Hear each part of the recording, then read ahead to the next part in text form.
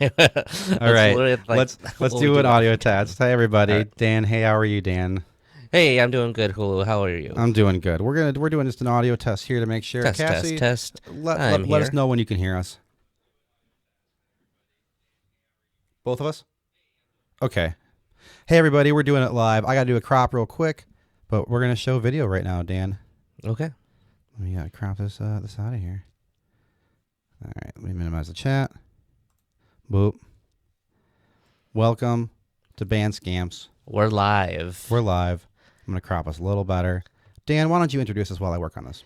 Hey, welcome everyone to Bandscamps live episode recap. We're going to be recapping episode 4 that we put out this week. Today we have joined with us Fruit Punch. Yeah, Who's backstage. we got backstage. They're Fruit waiting Punch. backstage in the internet. Yep. And if you haven't listened to Fruit Punch, new record that they put out last year called Luster, you're too late because we're going to talk about it now. I think you could even listen to it while we do this. Yeah, that's true. It's a quick listen. I don't hate that in one bit.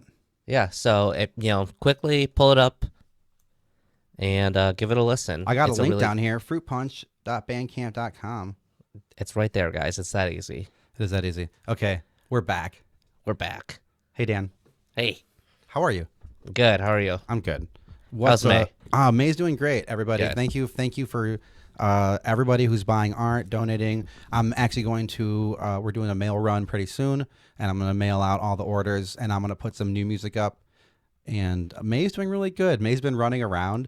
She, like, a lot of cats have like a kind of a pooch, like a small like belly that kind of hangs down. Yeah. And they kind of use that to sew her up. So now she has like a tummy tuck.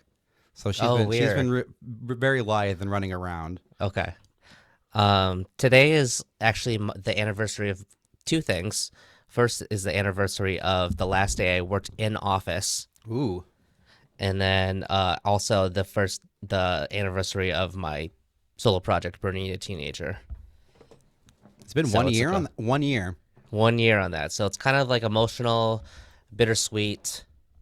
Yeah, Obviously, it's- I would have preferred not to be in quarantine and not have people get sick and die, but I am grateful for my privilege and opportunities I've had during the past year. That's awesome for you to recognize that, man. Like, I think making the most of the time in whatever way you could was good. I was like productive, but honestly, I watched a lot of TV and goofed off a lot too. Yeah, I mean, when you're forced to kind of have a bunch of free time, it's an emotional experience, and it totally makes sense to kind of, like shut down in a way.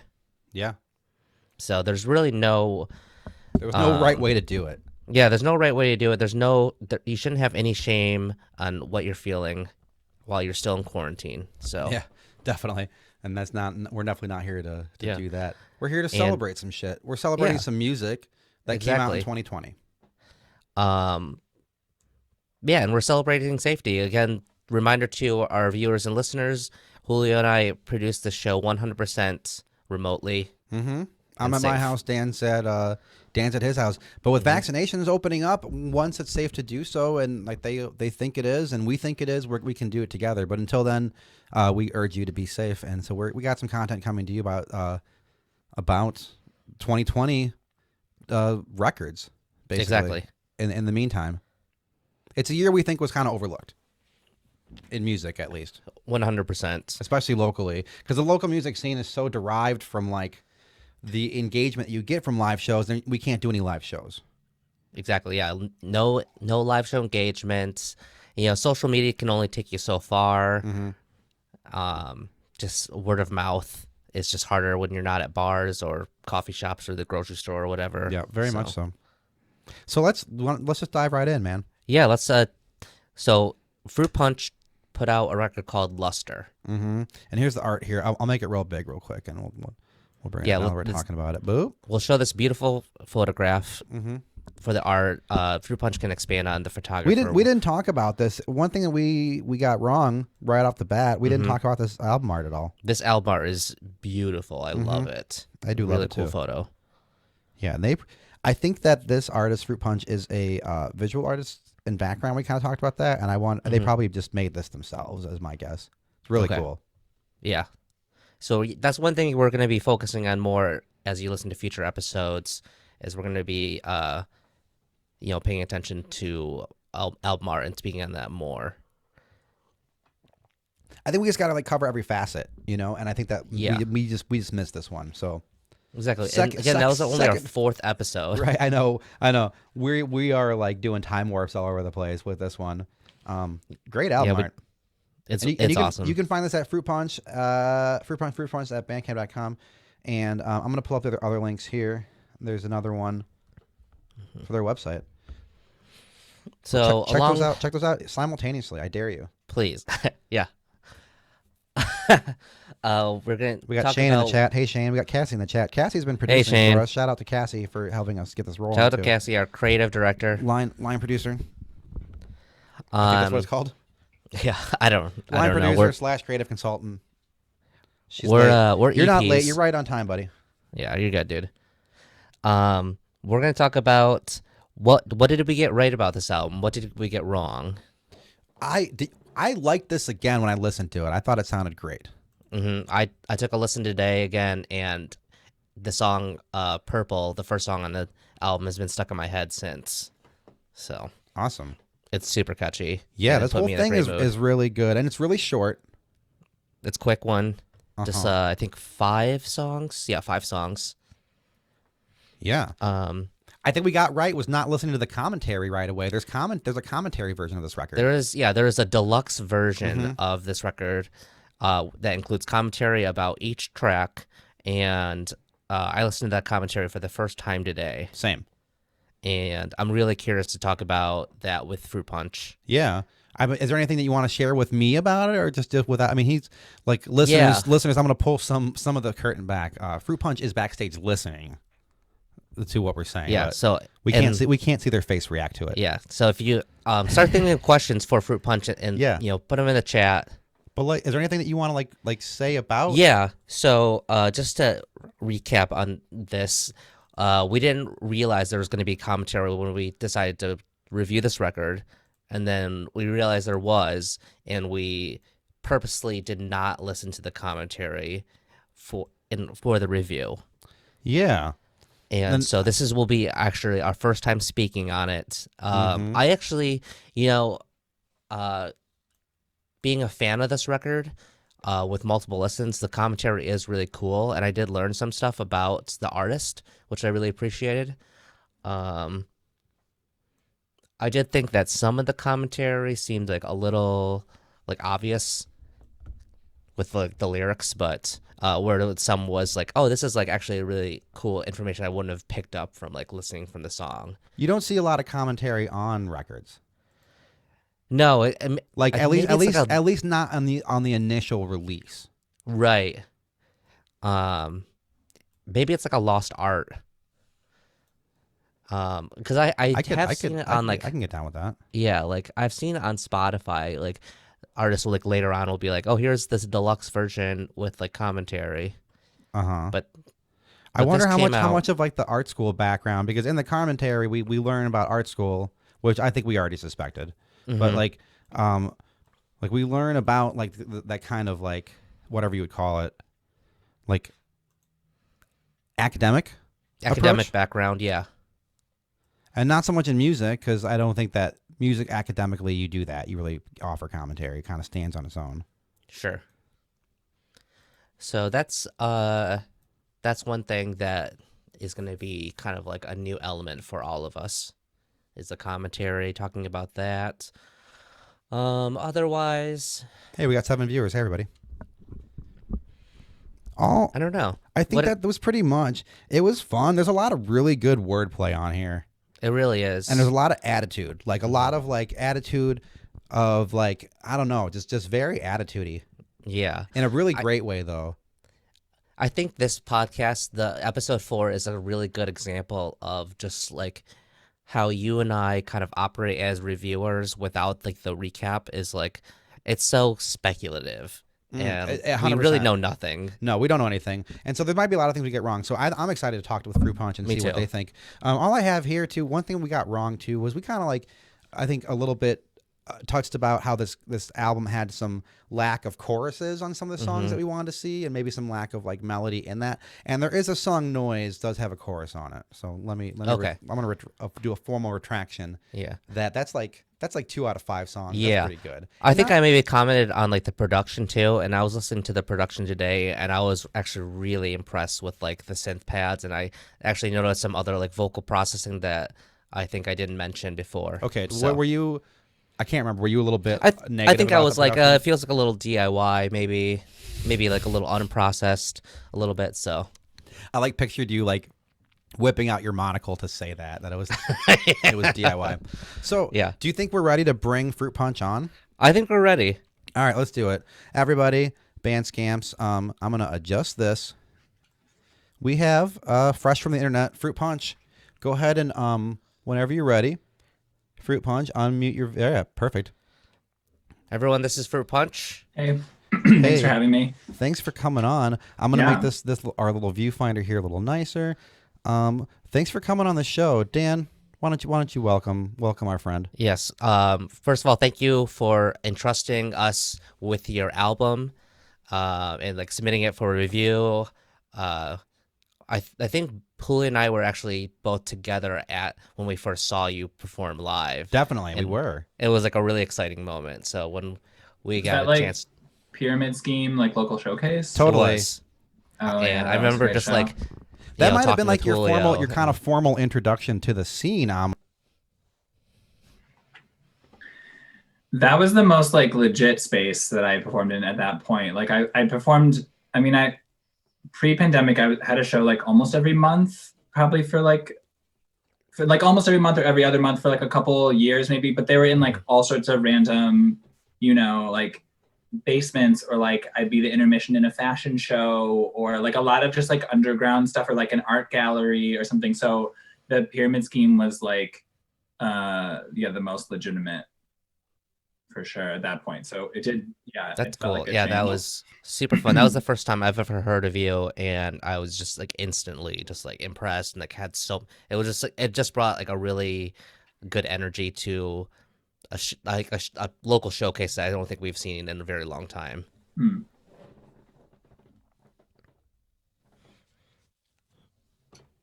Yeah, well, Hmm. yeah, I mean, thanks for taking a look. I was really you never, I think when you're outside of school, like in anything like art or music or other things, you don't get feedback or criticism or like commentary. That's just not Hmm. like a part of adult life for most people. So that was really like, I was honored to like that you guys gave it that much attention, For sure. No, no, but it had been a long time. And I'm used to art critiques, like music critiques that was a new experience for sure. Yeah.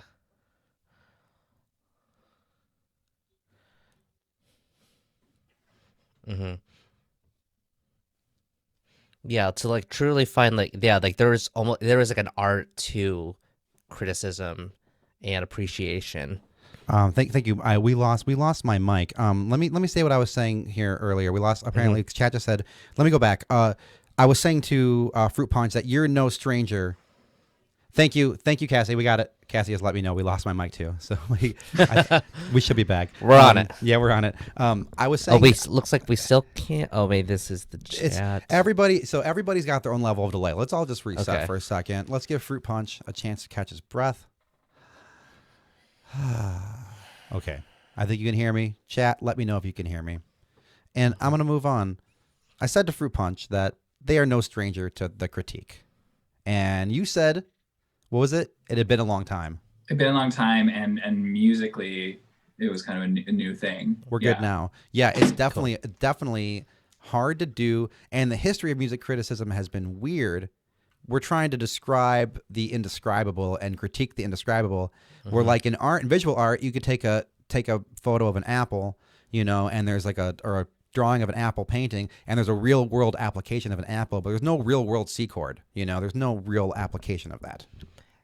And it gets like complicated with music, because it's such like a digestible form of like entertainment, and so it it lives in like a couple different realms.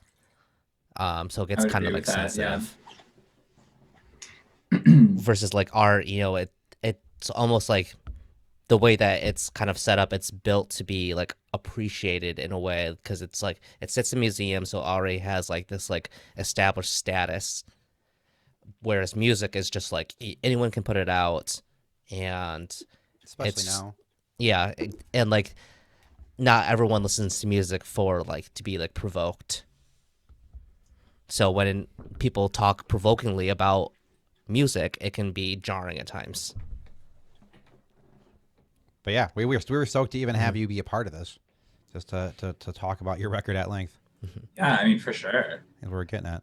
So So, let's open it up to you. Is there anything you want Yeah. to say immediately off the bat? or just tell us about like what is fruit punch? There we go. This is the question I was looking for. Oh, What okay, is sure. fruit What is punch? fruit punch?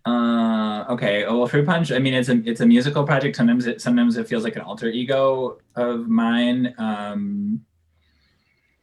Yeah, I don't know. Feel like I have a lot of like strong emotions and like passion inside of myself at all times, and Fruit Punch is like this outlet where I get to do those things. As a visual artist, like I don't make work generally. I've been starting to do it, but I don't generally make like personal work, or like my work is very much about like other people or things I'm curious about. It's very other focused.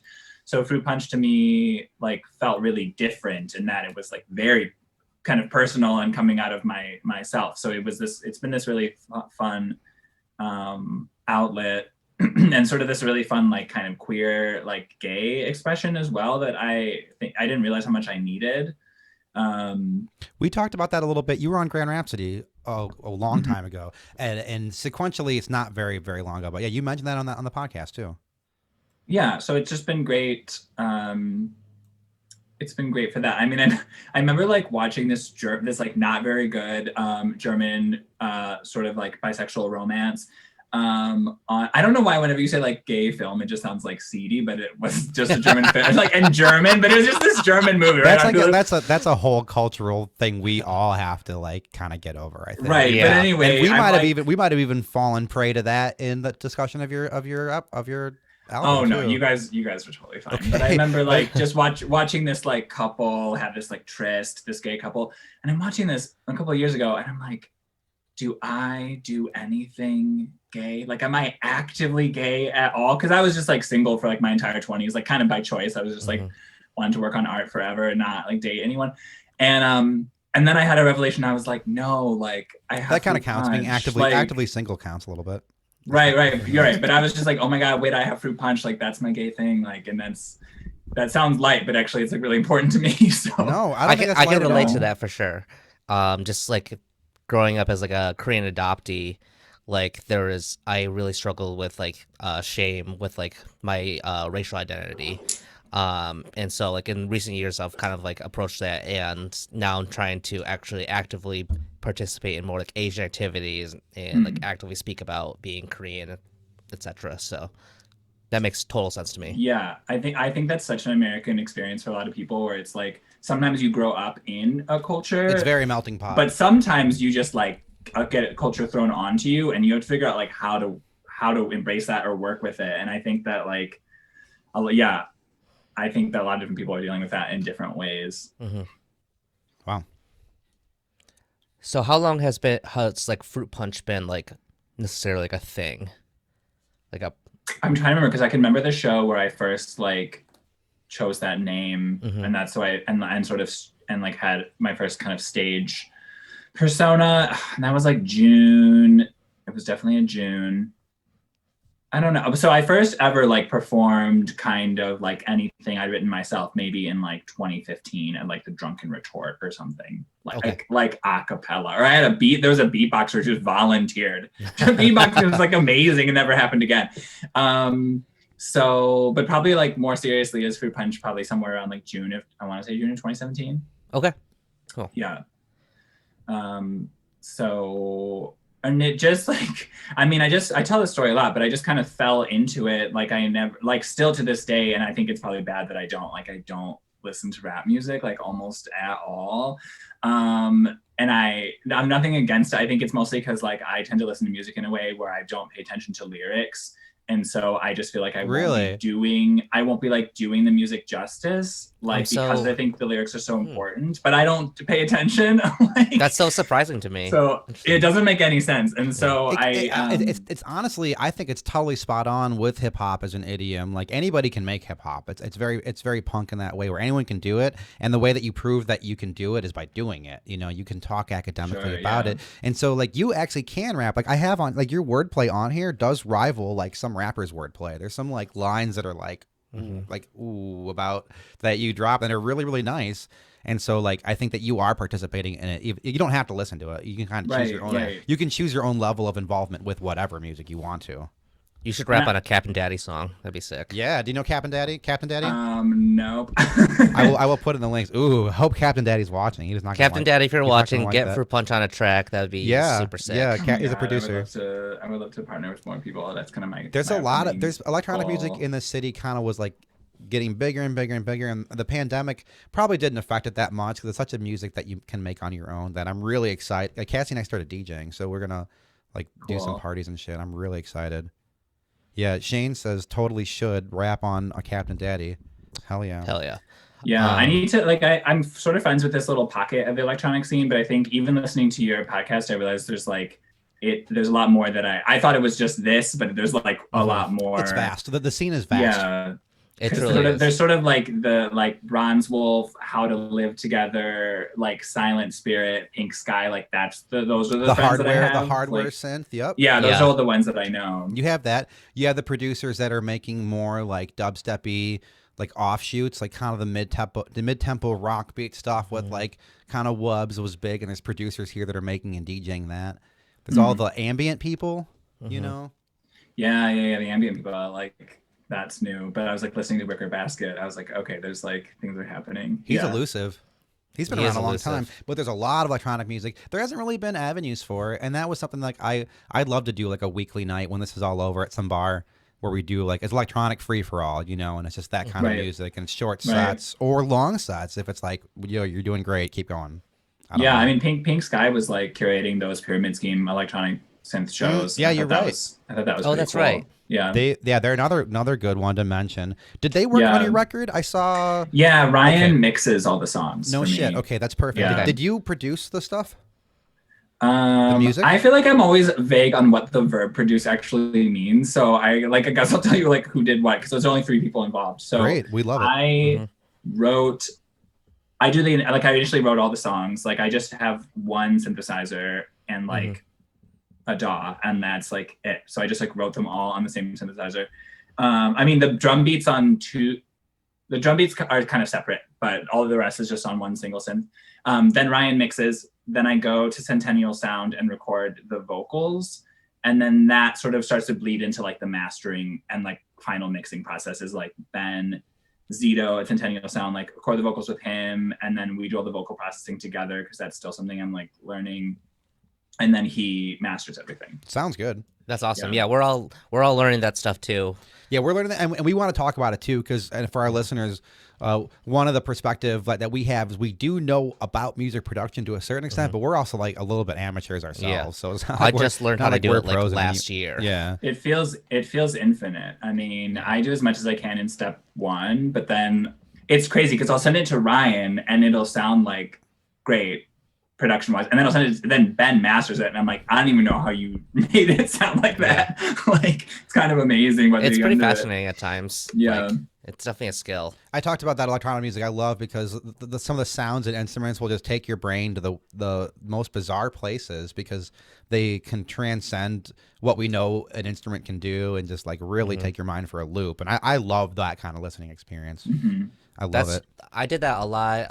Like early winter this year, it was like I would go on hikes and I would like get stoned and I would like try to think of like a sound, and then I would try to like make it when I got home.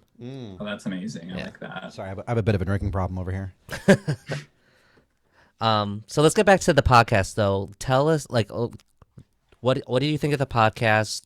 Is there anything you want to clear up? What did we get right or wrong? Yeah, it's pretty open ended. Yeah, I thought it was very fair. I thought it all like made sense to me.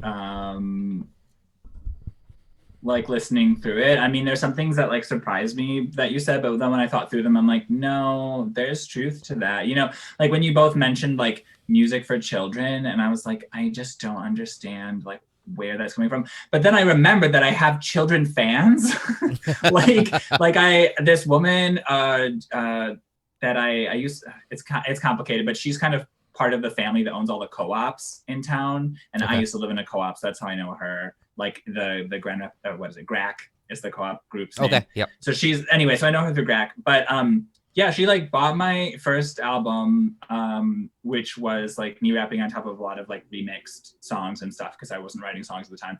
And but she'll just like play them, and her kids like know some of my lyrics, and they're like 4 and 5, and then she'll send me videos on Instagram of her kids like rapping my raps in the car, and it's like so flattering. So I was like, okay, I guess I do have this crazy like kid appeal that I don't really understand. Kids are honest about music. One time I saw AB do a show with AB and Coconut Brown, and there was just like 4 kids on the ground, like just wigging out, just like the whole time. Right. Yeah, it's like a totally And I was like, sensory experience. These kids love this music. Yeah.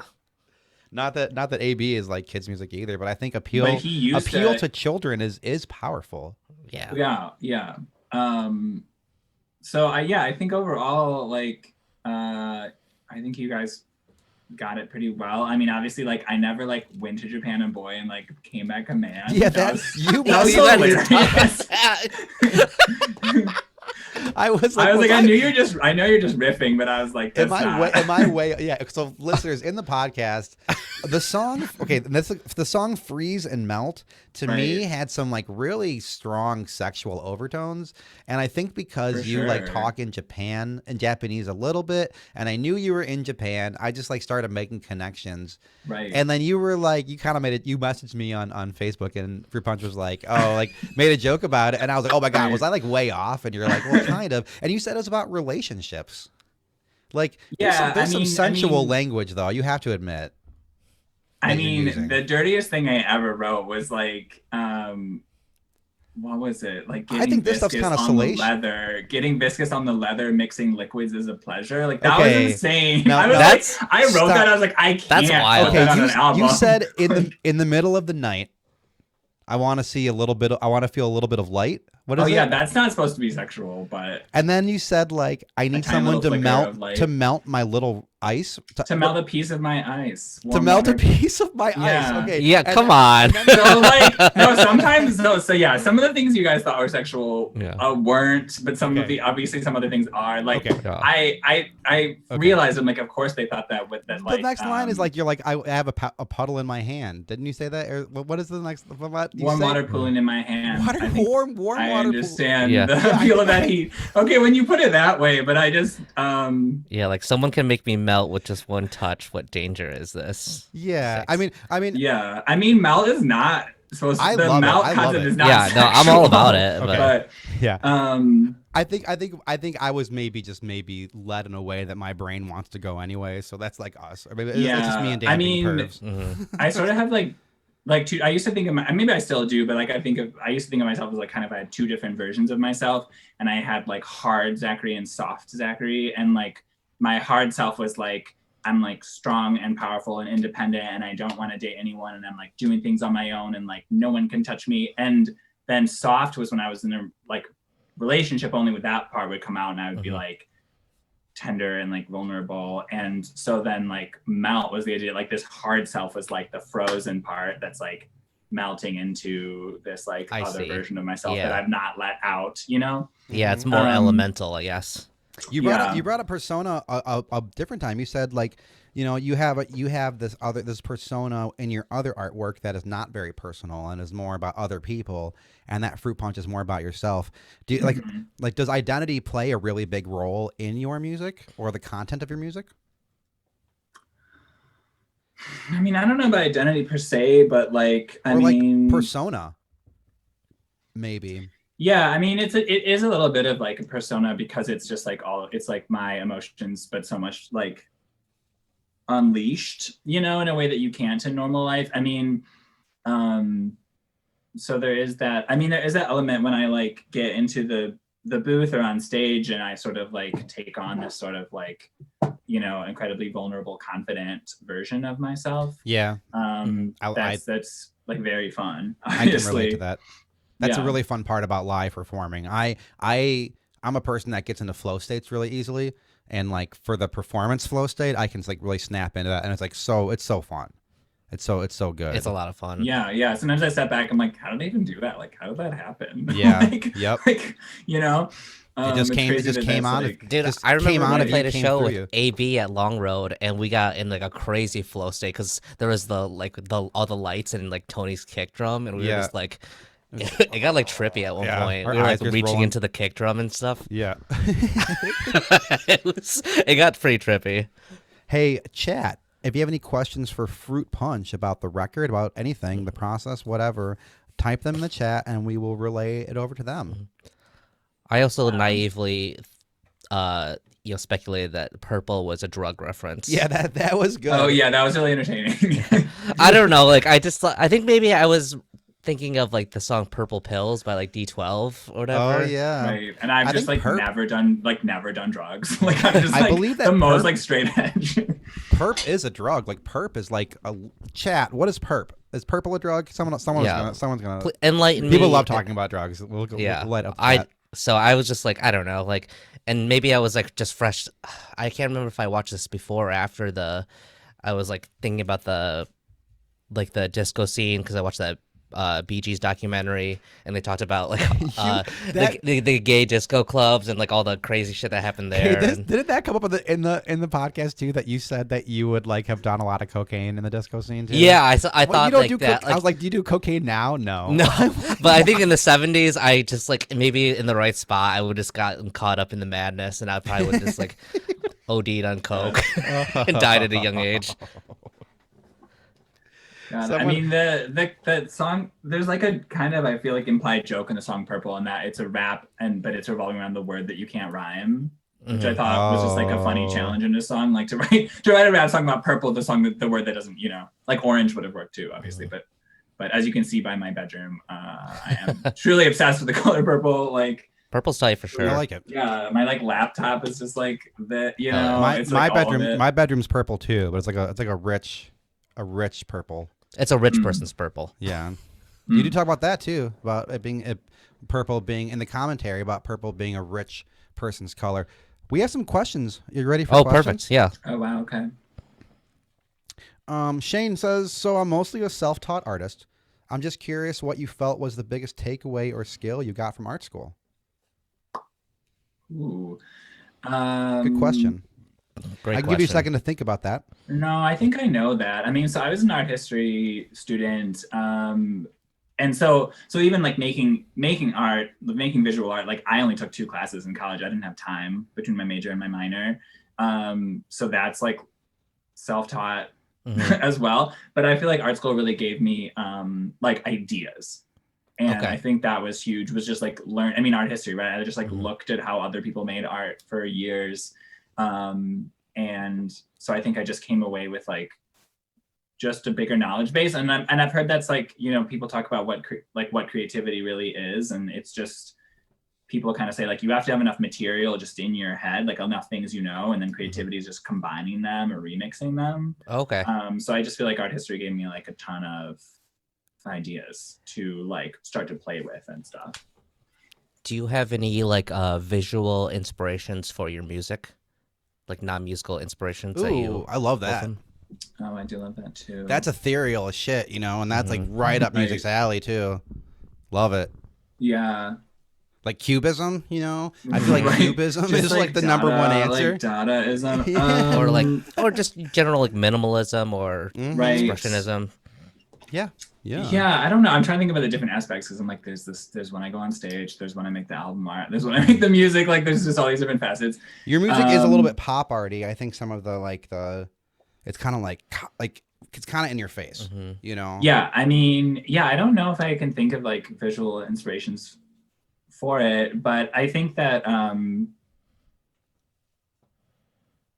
don't know. I think I sort of like, sometimes I think I approach it a little bit like I'm interested in it being unconventional, which I think maybe comes from visual art, because visual art is like, I feel like music is interesting. There's trends and genres and all this stuff, but in visual art, like it's so like atomized and individual. Like there aren't, you know, we don't talk about movements anymore. So I think when I think about music, I'm like, well, it doesn't have to fit into anything. Like I don't care about that. And I think even with these songs, like the fact that like the structures are really weird, or like they don't have chorus, you would expect them to have like choruses, and they probably would be stronger if they had like sung choruses, which my mom will text me after like every release and be like, but if it had a singer, you know, and I'm like, you know, and she's not wrong. But I think like approaching these, I'm just kind of like, yeah, let's have like weird, like just weird song structures, because why not, you know? Yeah, that's rad. That's kind of an art attitude a little bit.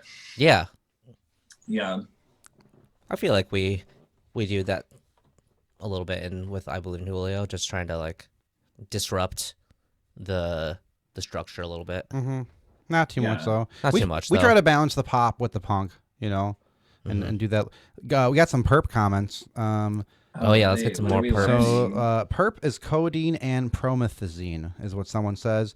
Okay. I barely even know what codeine is. Justin of Low Order says, I thought the reference was about Robitussin. Cassie says perp refers to purple weed strains sometimes. Interesting. And then Shane says minimalism slaps. It slaps and Oh slays. yeah, I actually really hate minimalism. Whoa. I'm like, that's like the one art form It's that I like it barely does. Like I've gone to minimalism shows in Chicago and just been like, I think it's kind of as a trend is a little bit going away. Cassie and I were talking about, and some of my friends about like more of like personal style and more maximalism, and like hand touch shit is going to be more of a thing. More, yeah, I'm all about it.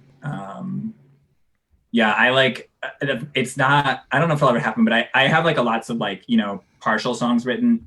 So I should say the way that I write songs, I don't know if it's like, I've been told it's weird. I don't know if it is or not, but like I just write all the lyrics without music first. And then when I just feel like there's a long enough list of lyrics, then I start to write the song musically.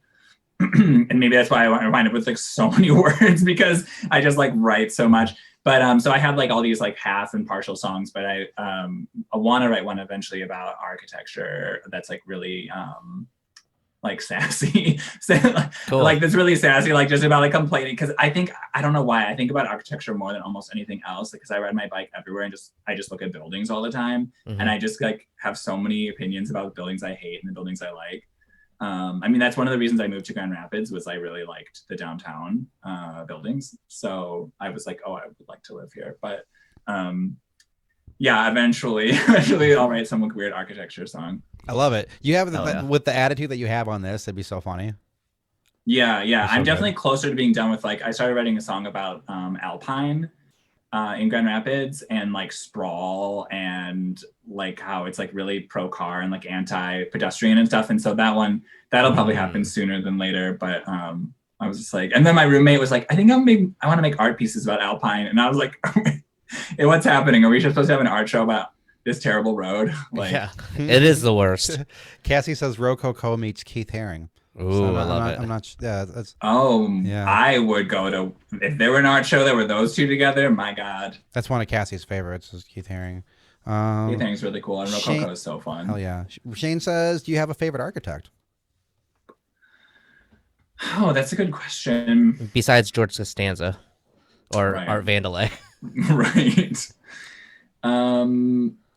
I have a favorite movement. I don't know if that works for me. Yeah. I really I think that the Prairie School movement, which Frank Lloyd Wright is sort of the progenitor of, and then there's a lot of other architects that kind of, but I think that is amazing. And I think that they maybe never, I think that there's so much potential in a movement like that. I mean, it's considered like the most American or the most Midwestern of architectural movements, because it was like architecture inspired by the Midwestern landscape.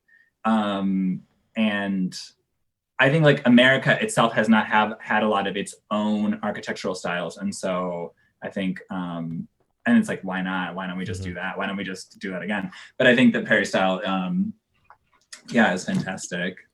I'm obsessed with Sagrada Familia, that chapel in Barcelona. Oh yeah, I feel like I need to see that in person, because I feel like the photos are never going to be as overwhelming. I was just reading about it, and I learned that it's allegedly supposed to be finished in 2026, and it started being built in the 1800s. So right, I don't understand why it's taking so long, but I maybe if don't. I Yeah, win, I would be like, oh my Yeah. god, all of the detail, of course. It must be the detail, and I was wondering if they're maybe not allowed to use certain tools inside a church or something, Like maybe they're using like old tools or something. old tools. But Yeah, there's cranes and stuff all around it, so I'm not sure. right. Um, Yeah, what else? Oh, okay. So speaking of unconventional songwriting, you mentioned in your commentary that you went to a songwriting class, and I did. I just want to learn more I about actually went to that. a third of it, but I feel like I learned enough in That's the great. first. Yeah, tell me Yeah, about that. I signed up for a songwriting class with like this sort of YouTuber named, oh shoot, Andrew Huang. I love Andrew Huang. Yeah, Andrew Huang. Yeah, Yeah, he's awesome. it was like his first class. He's been doing it now a bunch, but it was his first class he did on monthly, which is sort Okay. of like masterclass but affordable. Mm-hmm. So the idea was you're supposed to like learn how to write 3 songs in a month. It was very intensive. It was like an hour and a half to 2 hours a day every day for a month. It was intense. So I think I only got through like a third of it, but like you write 3 songs, so I got through the first song. But it was really good. I mean, he kind of talked about I played piano as a kid, so I had a little bit of a background like that I can kind of draw on, but I didn't know anything about music theory. So he talked about like, keys and chords starting out, and that was really helpful. And then just suggestions on like, how do you build a song? Because I thought listening to music, I'm like, this is so overwhelming. I don't even know where to start. And so I thought it was really helpful to know like, and then once I started doing it, especially because it's more pop, I'm like, okay, yeah, because the more you do, the more everything else is locked into what you did before. It's like, it's not as hard as I thought. It's like, well, you can't like put the bass in one key and put the melody in another key. Yeah, so it's more like, intuitive than you think. Yeah, you wind up with like less and less keys almost to work with. So then, yeah, so it was super helpful. That's rad. I have learned a lot from watching Andrew Wong's videos. So that's I think he's actually having another like a class like they always soon. email me. Yeah, they're like, you could do it again, or you could like jump back in where you left off. But yeah, so even like these 5 songs being like the first 5 songs I've ever written, like Freeze was the first song I ever wrote. I think Melt was the second. Like I tried to just like try different things in each one, or like approach. Like I think when you guys said that there was like it's a little samey, I was like, I'm not surprised. I'm only using 2 keys. I'm only using like a small tempo range, but like I tried to change things up for my own process. Like in Freeze, I started with the pads and built the song around the pads, and same with Melt. But then with like Purple, I figured out how to do chords. I guess like power chords is how I thought of it, and then I built the song around the chords. So I tried to build the song around different things. Or like Bad Heart was built around the bass. Okay. So I tried to like change how I was approaching them each time. Yeah, because I think it's only Melt that has you actually singing. Yeah, which was a later idea because it's not in a key that's easy for me. We liked it. We like that. We like that. Me too. Yeah, and then I sang this really big range. That's like, so I'm like, the key is tough, and then I'm using like all of the notes. But I don't know why. I'm like, that's the only melody that works. It has to Singing is hard. It comes easy for some people, but for some people, hard. I do not have an easy time singing. I mean, I'm from like a singing family, so I just feel like I have to like try to do a good job. I don't know. My parents like met in a band, and my mom was like a singer in, and my dad's like, oh, that's cool. What band? I don't. Can you tell us? They were like Legal Tender. I have their merch in my closet. Okay. They were like, late 70s Chicagoland, like country rock cover band. Google that and link it in the chat. Yeah, Legal Tender. There's no internet presence on this. There's I don't know about evidence of this. I'm gonna let me know when that seems like a common name. Like there's got to be a Legal Tender in every city. My mom named it. Obviously, she grabbed it from the dollar bill.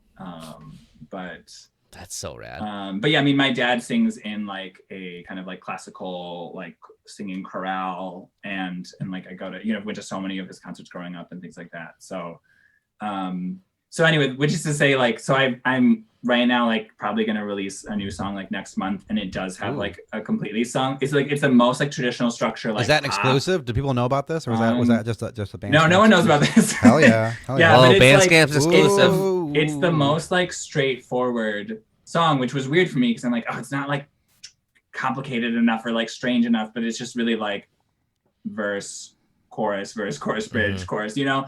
But then I did all like I sung all the choruses and actually wrote the song in a key that was good for my range. And so I was like, okay, let's just try to make this like normal pop song, even though it sounds like it's like from 1990. It's like very like Bobby Brown, New Jack Swing this time. So That sounds sick. Hell yeah. just gonna try it. Like, yeah, I really want to try it. I really want to try rapping on top of a New Jack Swing beat because it is a really different. I love New Jack Swing. I love that kind And of. I want to DJ that shit. It's bouncier, and I think it's that so was really fun. fun rhythmically to work with. Yeah. That genre, and also, do you know what the genre? It's called high energy. Is what it was called. Yeah, That high genre is really energy. fun too. Yeah, energy. Yeah, that's a fun Yeah. genre. I'm not familiar with both of those genres. What are like some artists from those? Like, do you know New that Jack's song gonna that? be like Bobby Brown, New Kids, Yeah, Bobby Brown, and like New Oh, okay. Edition, and everyone that came out of New Motown, Edition. Motown Gotcha, Philly, okay. Motown Philly, back again. Yeah, okay, gotcha. Oh, that girl is poison. Poison, yeah. And then high energy would be like, you know that song, fucking It's almost more British. two hearts that beat as one. Yeah. Oh, yeah. I need Yeah. you, I need you. That's Yeah. that's a classic high high energy. energy. Okay. Yeah, track. Or like, Yep. yeah, like You It's Spin great. Me Right It's like Round is a little real, bit high energy. kind of, yeah. Okay. It's was like getting out of it, but late 80s, like 88, 89. It's I don't know. It's good. It's interesting shit. there's also like a kind of crappy British song called High Energy, which written by someone trying to capitalize on the trend, but it's like not very good. Yeah. That always happens. We got some more Awesome. questions in the chat. You ready? I think this is Okay. another architecture question. Is the medical mile on Michigan an architectural nightmare or no? This is from Cassie. Okay. I have a lot of opinions. Love it. I feel like it starts strong and then they really crap out after. Where's the good start? The good start is like right when you made it up the hill. Because like that's all like the flashy like steel and glass. And I'm not a huge steel and glass fan, but those are nice buildings. And then I think right when you get to like McDonald's, then after that, everything it's That's just when it gets like good. cheap. It's just like cheap cement buildings that they threw up as fast as they could on like along Michigan. So Birch we're like, Lodge well, holding we strong. made the nice part, and then we're like, just throw that up there. Like, yeah. That's a good answer. The new building is covered in like bathroom tile. Like they're working on this one right now. It just has bathroom tile on the outside, and I'm like, what is happening? Woof. I drove by that McDonald's today. This is the longest I've gone in my life without eating McDonald's, I think. Dang. It's been Wow. it's been Man, like you got over a Mick year. Mick withdrawals. I do have myth withdrawals, and I drove by it today. They built this big retaining wall that like is behind it, so you can't see the highway, and that's kind of classy. One time I used to party a lot, and one time when I was waiting for like what to kick in to happen, we went for a walk and we walked around the medical mile, and it was like so beautiful and weird. And then we later on, like a year later, hung out with some friends and kind of did the same thing and walked around the medical mile too, and went over there, and they were all weirded out by it being a hospital. And I didn't even think about that at being medical buildings, but like the architecture there was like gnarly and like lended itself to some like cool events. But it was just so funny that like having that cool architecture for that kind of stuff, how it just like brought up weird feelings in people I did not expect. Yeah. The bridge over the highway on Coit is like a really cool like night scene because you just watch like the highway traffic. There was a kinda Burger King. go under you. There was a Burger King up there. Are Oh, weird. Yeah, when I first, you remember that? Dan, were you here? No, you might have not been here either. no, I don't think I was here during that. I There think was they a were burger. building There was a it. Burger Yeah. King right up, like on the left. Like you take a right on Coit, and it would be like on the left. There was a Burger King up there. So, man, I don't Strange. remember That that. is Chat, strange. let me know if you know about the Burger King. We got a Burger Yeah. King stands. We got a Coit- shout out about. Coit- You got a shout Coit, out Michigan. the Coit Burger King. They're all bad. The Burger Kings around here. They're all not so great. I live by one, but I've never been to it. You've never been. You've never been to a Burger King? Not the one by my house. I've been to the one downtown. This is really weird. I used to so for 2 different art prizes, I was an assistant to one of the jurors. And my favorite art prize location because of the name is the East Pearl Street Burger King parking lot. It's like an art prize venue. And so we would always have to go to the East Pearl Street Burger King parking lot because we're like, wow, we're downtown. Like we better go look at the art because we have to try to see all of the 3D work. I want that sign. I know. And then I would always then we'd always go to the Burger King and like drink pop and then like charge art prize. And I was like, so weird. I'm taking these like out of state, or one time it was a Canadian juror to like this Burger King. That's Like, so having awesome. some just having some dinner and talking about art. You we know, would be like walking Yeah, all day and over tired. some burgers. I know. I'm like, why am I taking them to the Burger King? But we'd always be like thirsty at that point. Yeah. yeah. Why not? I feel Pop like I'm in. gonna start a big band, like a brass band, call it the East or the Pearl Street Burger King. Bro, Pearl Street Burger King parking lot band. Right, we need right. we need a T-shirt with like, the Art Pride sign for that venue with the official verbiage and like Yeah. logo, Yes. and it's a It's T-shirt. amazing. Speaking of food, I haven't been eating out at restaurants or anything, but it's something that I really want to do when the pandemic's over. What's the first thing you want to do when the pandemic is like over and safe and you can just do whatever you Oh want? my god, I want to have a like a costume party at my house. Ooh, Ooh. any I theme love- or yeah. or just open ended? I sort of have a list of themes. This is a good question for the chat too. Chat, what would you and some do? things from the past I want to try again. So I don't know. A long time, maybe I'd bring this one back. I threw a time traveling party once. Oh, I'm so proud of this party. I was like 24.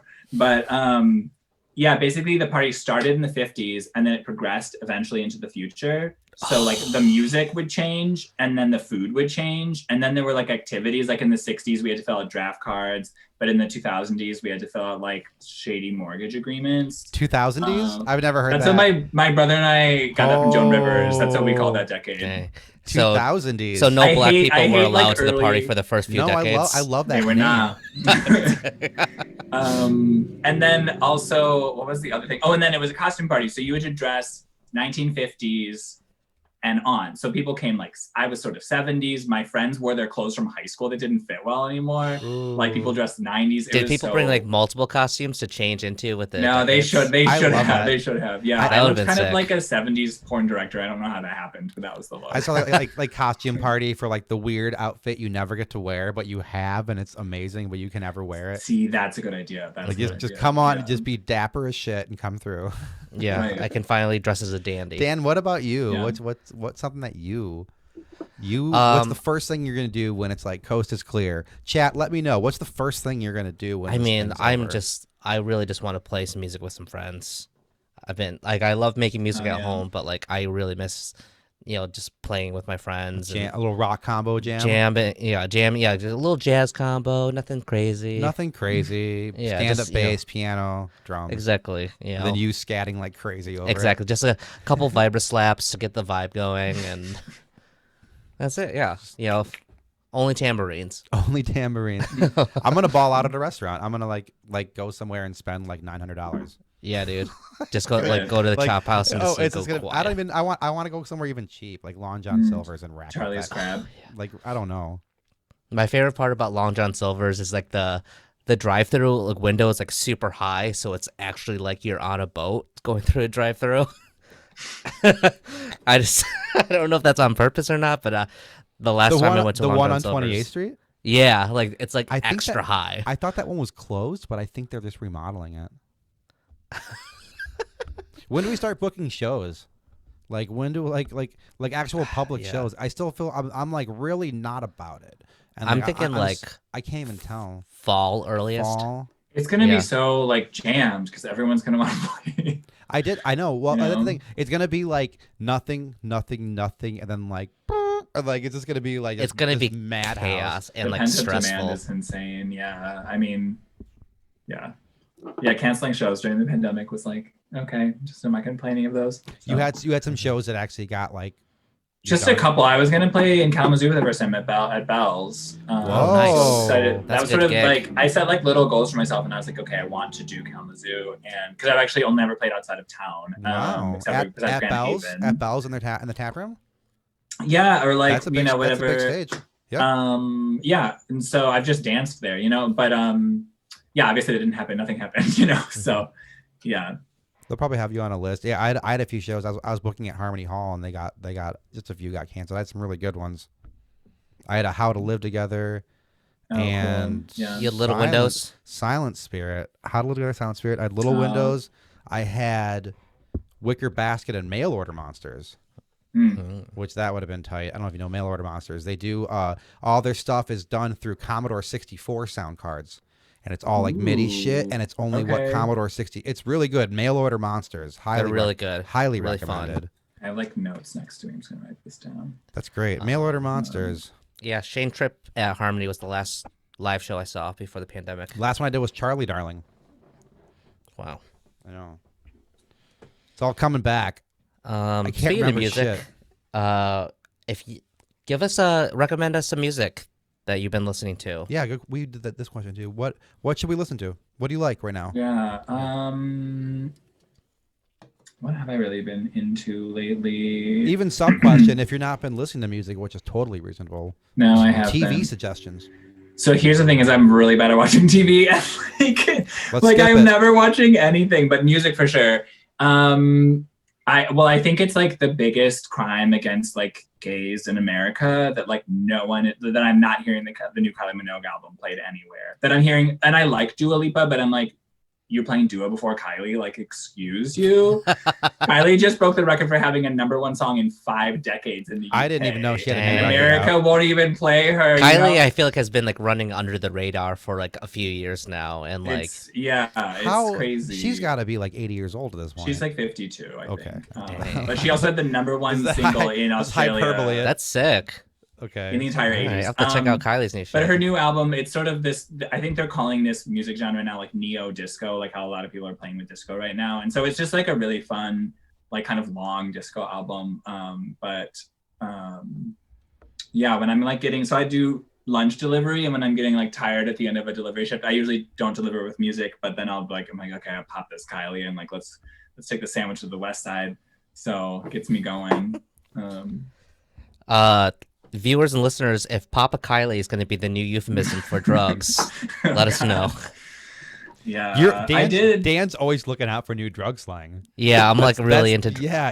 I'm not into drugs. I'm just into drug slang. Yeah, you like it on like a philosophical level, but you're an observer, not a participator. You know. Exactly. Yeah, I've done like a little bit, but he likes to watch and talk about it. I've dipped my toes in, but I'm mainly more. Just, Here's a concept about drugs. There is like, okay, so there's sex and there's porn and there's masturbation, right? Mm-hmm. And there's drugs, doing the drug. There's talking and reading about the drug, but there's no drug equivalent of masturbation. There's no like, you can't like only experience the drug halfway. You know what I mean? Oh, right. Is that okay? That's does this make sense? This is weird. What about like when you get like secondhand high or something? Well, no, that's different. Or what about just like the chemical stuff of like increased, dopamine or something like that, like from eating food or stuff. That kind of counts, but that's almost just using the drug. But I was like thinking about how like, you can like look at porn and you can like read trip reports or something about a drug, and then you can like masturbate instead of having sex, and you can blank instead of doing the drug, and there is no blank. There's no like intermediate step of the participation of that experience. I don't know. It was just, I think that's interesting. Close I've gotten is eating like really good ramen. I feel like whenever I eat really good ramen, I feel Shane stoned. says drugs are all or nothing. Yeah, you're born alone, you die alone, you trip alone. Whoa. He also says drugs are fun till they're not. Oh, I do have one other music recommendation. I had to look it up. Oh yeah, but, please.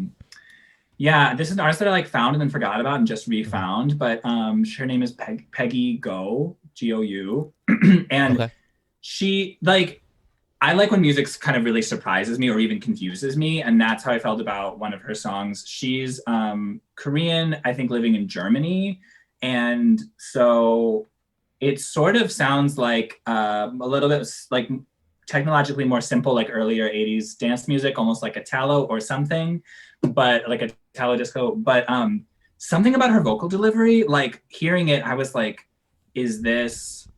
And I listen to a lot of K-pop, so I feel like I'm familiar with what Korean sounds like in music, but there's something about the vocal delivery. I thought it was like Afro pop. Like it sounded like something about the rhythm was African, but then it was Korean. And I was like, what is happening? I love this album art that she has.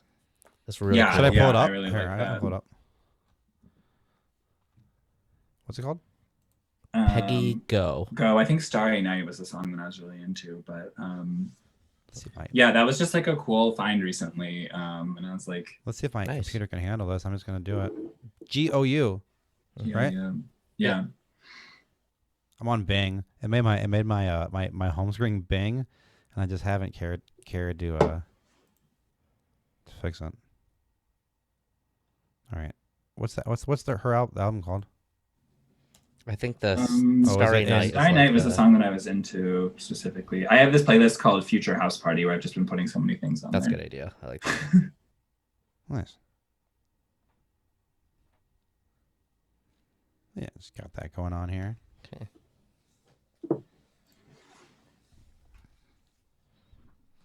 People said, what about like that meditation is kind of drug masturbation?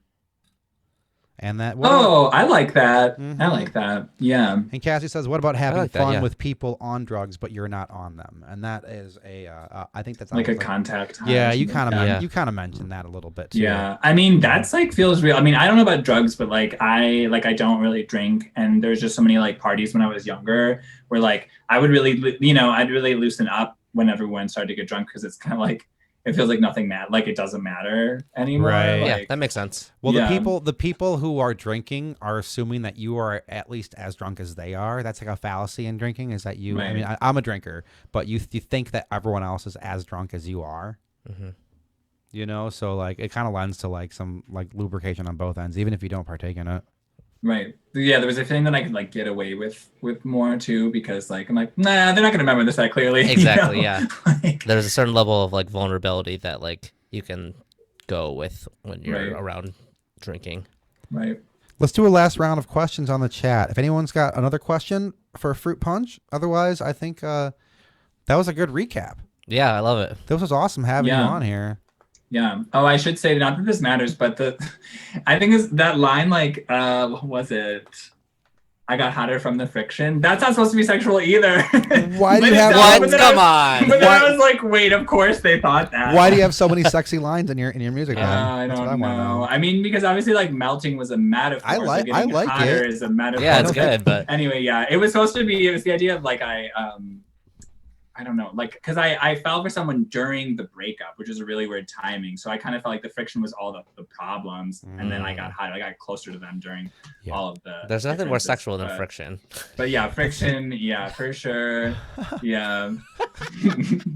That's funny. I don't know. It's just like it's a testament to like how easy your intention of a lyric can get like lost in the shuffle from any listener, you know, and like everyone's free And that's to listen completely to it. fine. Yeah, that's No. completely fine. That's. I think it's also it means you can actually go in that direction more when and if you want to, and it's like Right. gonna be like accepted. You know, not accepted, but like it's gonna be like yeah, like we're on board. You know, It makes like, sense, yeah. it makes Like, it's sense for on the music brand. and what you're doing. Yeah, Yeah. that makes sense. Yeah, yeah. I mean, like, I also felt like Noise sounds like it has like gay sex references, but it also is just supposed to like I was just trying to write about like making out, but it sounds like having sex, but I'm like, it doesn't really matter in the end. Making out is having Yeah. sex. Right. Because I think I say like, I'll be your cushion or something like that in that one, or See, we're gonna just keep. I'm gonna have to listen to this after this, and I'm yeah, just gonna. it's something like I'll be like this the whole fucking time. pull me down, Yeah. start pushing in my bed, I'll be your cushion. Yeah, is in that song, which is also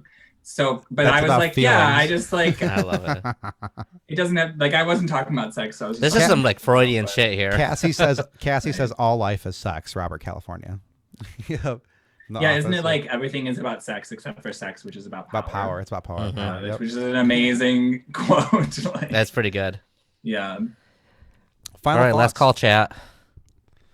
Doesn't look like they're biting. So I think this was a great recap, and I really thank you for coming on and Yeah, and thank you so and- much. and doing this. We got your links down here. Anything else you want to plug while we're here? Anything you're working on that you want to let our audience? We leave these up. We do them every week, but we just leave them up. We're getting a lot of viewers on here. I'm gonna plug something kind of more like my professional life, but I think it's interesting. I'm gonna put this in the chat, but We didn't rehearse this, um, everybody. So I mean, in my normal life, like I've been planning and hosting this online education series this month, and I think the topic next week would be pretty interesting. It's like the topic that we're doing next week it's like next Thursday. It's a panel of 5 people. I'm on the panel as well, but it's about like the state of the arts in Grand Rapids. Like, where's the art scene right now? What's working? What's broken? Where do we want to go? And like DJ AB is on this as well. Like, there's different people. The curator of UICA, Michelle, is on the panel, but it's like Cool. this trying to talk about like, yeah, the present and future of the arts in Grand Rapids. So That's next week. I think it's from 7 to 8:30 on Thursday, and it's pay what you can. So Okay. yeah, Yeah, what it says, what the website is, break it down, make it better. break it down, make it better. Yeah. .org. So normally that's a like big in-person conference. That's one of the last things we did before the pandemic happened last year. It's like this day long and all these sessions, and we had like Dogtown Studio there. We've had like Big Sky talk about marketing and stuff. So then this year we're like shrink it. It's the pandemic. Like we'll just do like these 3 sessions, these 3-week online sessions. Yeah. Awesome. Sounds cool. Usually what we do is we have the guest say something, and then we, in the middle of it, we'll boot you from the chat. Oh my God. So, any last words before we boot you? Yeah. We'll give you a second. I want to thank you for coming on too, because this is the last week we've talked to you. This was great, and thanks for trusting us with your release. Yeah, really appreciate it. Yeah. Thanks so much for having me, and I'm getting prepared to be booted at any second. So give us a statement. Any last words? Yeah, I think that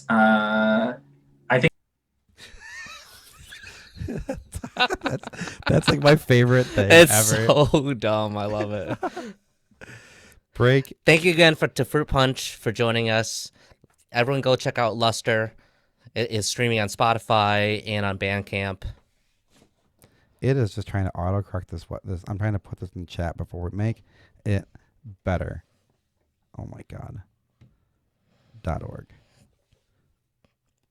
That was fun. Yeah, that was great. These live streams are so fun. I really enjoyed getting to talk to the artists. Like, again, that's basically how this podcast started. We want to talk about music, and now we get to talk about music with like even more people now, which is rad. I want to know too from our viewers, like, what time is the best time to do this stuff? We kind of did this at a time where maybe it's not the best for everybody, and we've done it at different times every time. Yeah. Like, what do you think, man? I feel like the earlier afternoon ones get a little more traction. I think so too. I think we hovered around 8 viewers, 6, 7 viewers, 8 viewers, and we definitely that's fine for an unannounced thing. Yeah. I just feel bad for Fruit Punch. Like you feel bad for them. I don't think this is gonna stay up all week. Yeah. That's the thing about these things. They're just gonna keep staying up. They're gonna be good. I think you booted them really good. I'm proud of you for that. Thank you. Give me just 1 second here. Why don't you say something while I fix this? We have a new episode coming out on Tuesday. Let's see here. What are we reviewing? Let's see here. Oh yeah, what's our next homework. record? Yeah. Oh, we're doing Kiss and Kate. Oh yeah, and we're doing Sugartone Noise Company. This is an episode. This is another doozy. I think they're all going to be fucking doozies. They're all doozies now, guys. I think we are only doing doozies. Yeah, we only do doozies now. We only doozies. So Kiss and Kate's EP and Sugartone Noise Company. So Sugartone Noise Company, local band Asked to Leave, and then Kiss and Kate's Forbidden Fruit EP.